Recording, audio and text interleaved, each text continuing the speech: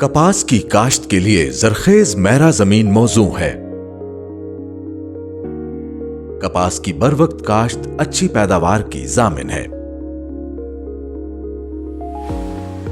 کپاس کی موسمی کاشت کا موزوں وقت کاشت 1 اپریل تا 31 مئی ہے۔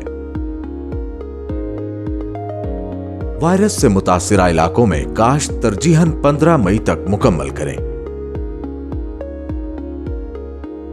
شرح بیج 6 تا 8 کلو گرام فی ایکڑ رکھیں۔ بیج کو سفارش کردہ کیمیائی زہر لگائیں تاکہ فصل ابتدا میں رس چوسنے والے کیڑوں سے محفوظ رہے۔ قطاروں کا باہمی فاصلہ 2.5 فٹ جبکہ پودوں کا باہمی فاصلہ 9 تا 12 انچ رکھیں۔ کپاس کی کاشت کے متعلق مزید معلومات اور رہنمائی کے لیے مفت ہیلپ لائن 08000332 پر رابطہ کریں یا FFC کی ویب سائٹ پر کاشتکار ڈیسک ملاحظہ کریں۔